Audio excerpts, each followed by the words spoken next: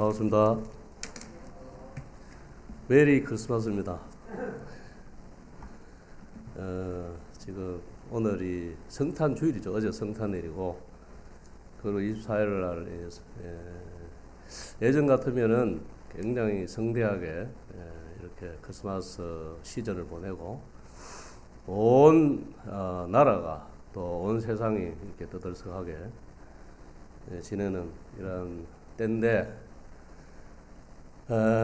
코로나로 인해 가지고 여러 가지 행사들이 다 취소가 되고, 또 교회에도 사실은 지금 이제 집합 금지 비슷하게 이렇게 해서 49명까지 모이도록 이렇게, 또 2차까지 맞은 사람이 저는 2차까지 맞은 걸로 해서 299명까지죠. 이렇게 아마 1월 3일까지 이렇게 하는 것 같은데, 참 우리가 이러한 걸 보면서 어쩌면 또 그 마음에 어려움이 되고, 또 어쩌면 참 힘든 이런 시절을 보내지만, 우리는 정말 어두움이 짙어가면 뭐습니까?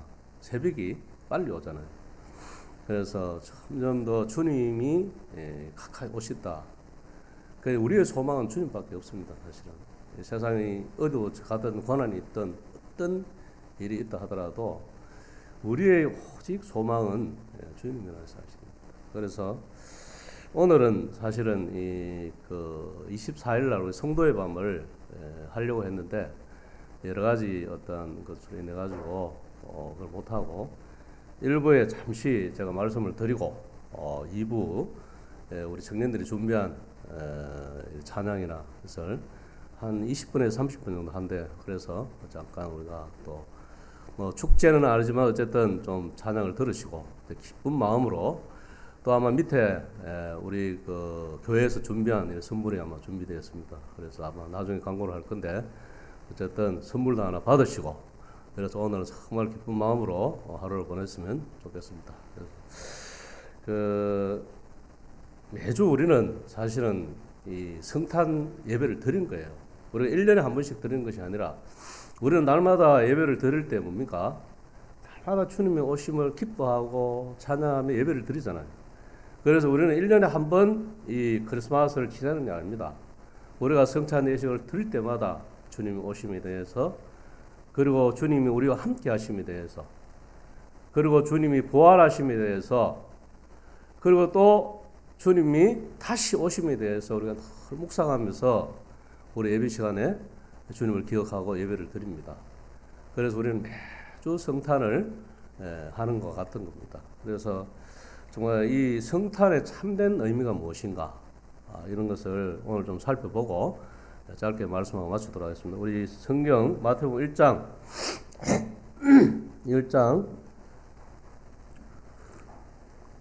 18절에서 25절 말씀 우리 교독하면서 읽도록 하겠습니다. 마태복음 1장 18절에서 25절 말씀 제가 한 절 읽고 우리 성도님들 한 절 읽으시고 교독하도록 하겠습니다. 예수 그리스도의 나심은 이러하니라. 그의 어머니 마리아가 요셉과 약혼하고 동거하기 전에 성령으로 잉태된 것이 나타났더니,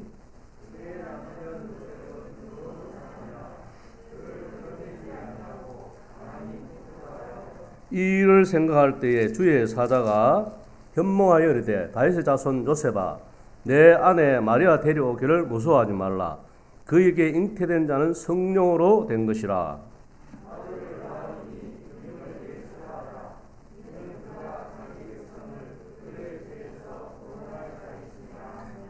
이 모든 일이 된 것은 주께서 선전하신 말씀을 이루려 하심이니, 이르시되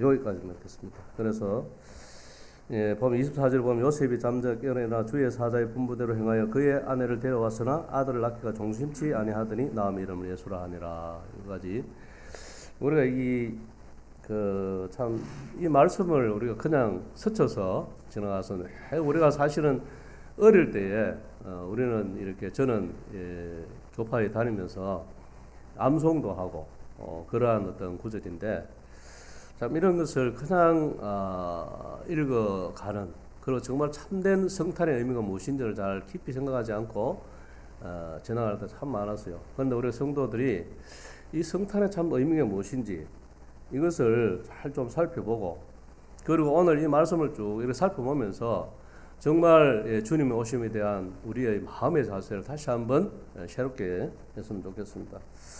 그래서 보면 예수님이 성탄주의를 맞아서 성탄이 참된 의미를 우리가 살펴보면서 정말 예수님이 오심에 대해서 또 예수님이 이 땅에 어린 참 그 예루살렘에 오셨을 때에 그 목자들이 모략과 요한과 이런 것을 통해서 주님 앞에 경배했던 이러한 모습 우리가 늘 보면 이 크리스마스 때 우리가 보면 늘 이렇게 행사하는 걸로 이렇게 또 분주하다 보니까 참된 이 크리스마스의 의미 그리고 참된 성탄의 의미에 대해서 잘 살펴보고 이해할 때가 잘 없었습니다. 그런데 주님은 보면은 정말 성경에 몇 안 되는 수태고지를 통해서 수태고지가 뭔지 아죠? 예언의 말씀을 통해서 오신 몇 중에 한 분이에요. 구약에 보면은 누굽니까? 삼손이 이 수태고지를 통해서 태어났는 사람이 한 사람입니다. 그 다음에 요한이 그랬죠. 요한이 태어날 때에 요한이 어떻게 태어날 것과 어떤 일을 할 것인가를 수태고지를 통해서 말씀했습니다. 그래서 이 주님이 오시기 전에 이미 창세기에 보면 그러한 말씀이 있습니다. 그 말씀이 뭡니까? 그 말 여자의 후손이 사단의 그의 발꿈치를 상하게 할 것이라 하는 이런 말씀이 나오잖아요. 그래서 여자의 후손이 예수의 사단의 머리를 상하게 할 것이다 하는 이런 말씀이 창세기에 나옵니다. 이것은 이미 창세기에 이미 주님이 오심을 예언하시고 말씀해 주신다는 겁니다. 그래서 시편이라든지 이사야라든지 여러 성경의 말씀에 주님의 오심에 대해서 예언을 많이 해놓았다는 겁니다. 이 성경 말씀이 정말 어쩌면 두렵고 어쩜 무서운 것이 뭐냐면 이 말씀들이 1.1획도 틀림없이 다 이루어져 가고 있고 이루어졌다는 사실이에요. 그 주님이 오심도 마찬가지죠. 주님 오심도 성경의 여러 곳에 어떠한 모양으로 오시고 어떠한 일을 하시고 어떻게 돌아갈 것이고 어떻게 부활할 것이라는 사실을 성경 여러 곳에 시편을 통해서 이사야를 통해서 여러 곳에 주님이 하나님께서 말씀해 놓으셨다는 겁니다. 그래서 18절 이하에 보면 그의 어머니 마리가 요셉과 약혼 했다라는 이런 말씀이 나오죠. 이 말씀을 보면 그냥 예사로 이렇게 넘길 수 있는데 정말 하나님의 정말 틀림없는 섭리와 계획하심이 있다는 사실을 깨달아야 돼요. 그렇잖아요. 예를 들어 처녀가 이스라엘 그때 그 당시에 처녀가 아이를 빼면 어떻게 되겠습니까? 가늠하는 여인에 대해서 우리 성경에 나오잖아요. 그 가늠하는 여인이 끌려가서 어떻게 됩니까? 돌로 맞아 죽습니다. 그런데 뭐냐면 여기 보면은 정혼했다는 이런 말씀이에요. 정혼했다. 18 이하에 보면 그 어머니 요셉과 약혼했다는 이런 말씀이 나옵니다. 그래서 뭐냐 법적으로 전혀 하자가 없는 몸은 지금 처녀의 몸이지만 법적으로는 전혀 하자가 없는 요셉과 부부의 관계라는 거예요. 그렇기 때문에 그러한 시대적 어떠한 배경들을 통해서 예를 들어 처녀가 아이를 뱉다는 어떤 그런 것으로 인하여 돌에 맞아 죽을 수 있는데 그러나 하나님께서 그것을 아시고 그래서 계획하신 것 승리하심을 따라서 요셉과 정혼을 하고 약혼을 해서 법적으로 아무런 부부관계에서 아무런 문제가 없도록 그런 상태에서 예수님을 성령으로 배게 하셨다는 것입니다. 그래서 이런 부분들에 대해서도 이 과학자들이 발견해 놨어요. 그래서 뭐냐면 예수님이 시신 있는 그곳에 지금 발견을 했다고 하는데 정확하게 제가 잘 모르겠는데 어쨌든 거기에 보면 주님의 피가 발견됐다. 주님의 피가. 그래서 피의 샘플을 이렇게 떼어내서 그것을 이렇게 과학자들이 분석을 해보니까 뭐냐면 DNA의 그게 뭐냐면은 보통 사람은 24종류랍니다. 그런데 주님의 피는 DNA가 12가지밖에 없다는 거예요. 왜 그렇게 했어요? 예수님은 남자의 몸을 빌어서 탄생하지 않았기 때문에. 그것을 주님이 처녀가 잉태하여 아들을 낳으려 하는 이 말씀을 착하게 반증해주고 그것을 정리해주는 말씀이라는 거예요. 이것이 과학이 발달하면서 그것을 정리해주고 있다는 사실을, 그래서 우리가 이러한 성경의 정확 못한 이 말씀을 우리가 말씀을 읽는 가운데에서 믿음을 따라서 우리가 살아야 됩니다. 그런데 또 이게 보면 요셉에 보면은 임신했으니까 처녀가 요셉의 생각이 어땠습니까? 이게 처녀가 임신했다고 소리가 배가 자꾸 불러오니까 어떻게 돼요? 나는 전혀 마리아하고 내가 동침한 적도 없고 아무런 일을 한 적이 없는데 배가 불러오니까 이상하잖아요. 그래서 뭐냐면 요셉은 의로운 사람이라. 그래서 가만히 끊고자 했다고요. 가만히 끊고자. 그래서 이 말씀도 참 보면은 주님의 예비하심이 놀랍다는 사실. 이 다윗의 자손 요셉 그 의로운 사람을 주님이 준비하시고 그러한 사람을 통해서 마리아를 통해서 예수님을 낳게 하셨다는 사실. 예를 들어서 이러한 요셉이 의로운 사람이 아니고 신중한 사람이 아니었던 어떻게 됐습니까? 우리 지금 마누라가 지금 나는 동심도 안 했는데 정말 이렇게 아이를 뺐다고 만약에 떠들고 다녔다면 어떻게 됐습니까? 그 마리아는 끌려가서 또 돌에 맞아 죽습니다. 그래서 그냥 가만히 끊고자 했다는 이러한 의로운 사람을 우리 주님께서 준비하셨다는 거죠. 그러므로 말미암아 정말 주님이 잉태되고 태어날 수 있는 모든 환경과 여건들을 하나님께서 미리 정해 놓으시고 이루으셨다는 사실을 깨달습니다. 그래서 마음이 혼란해서 이제 끊고자 할 때에 그 밤에 이 주의 사자가 현몽했습니다. 다윗의 자손 요셉아, 내 아내 데려오기를 주저하지 말라고, 무서워하지 말라고 주의 사자께서 현몽해서 말씀해 주시는 것입니다. 예를 들어서 그러한 의심 가운데 있었다면, 그리고 아내인 마리아가 나는 절대로 남자와 어떤 그러한 적이 없다라고 항변을 하지만 주의 사자가 현몽하여 말씀해 주지 않았다면 어떻게 되겠습니까? 그 말을 믿지 못한다면 문제가 커진다는 것입니다. 그런데 주의 사자께서 현몽해서 나타나셔서 다윗 자손 요셉아, 내 아내 마리아 데려오기를 무서워하지 마라. 그에게 잉태한 것은 하나님 성령으로 잉태된 것이라고 말씀해 주고 있는 것입니다. 그래서 그 아들을 낳으니 그 이름을 예수라 하라고 그렇게 말씀합니다. 예수의 이름의 뜻이 뭡니까? 그가 예수님이 이는 그가 자기 백성을 그들의 죄에서 구원할 자이라고 말씀하고 있습니다. 예수님의 뜻에 정확한 의도대로 이 세상에 오셨고 그리고 이 세상에 살다가 정확한 하나님의 뜻을 이루시고 세상의 모든 죄를 지시고 그래서 다 이루었다 하심으로 머리를 숙여 돌아가셨다고 요한복음 19장 30절에 말씀하고 있습니다. 우리가 주님의 오심에 대해서 우리가 감격해야 될 이유가 뭐냐는 거죠. 요한복음 3장 16절에 보면 하나님이 세상을 이처럼 사랑하사 독생자를 주셨으니 이는 그를 믿는 자마다 멸망치 않고 영생을 얻게 하려 하십니다. 이 주님의 오심은 이 요한복음 3장 16절을 이루시기 위해서 오셨다는 겁니다. 여러분, 하나님의 세상을 이처럼 사랑했다는 거예요.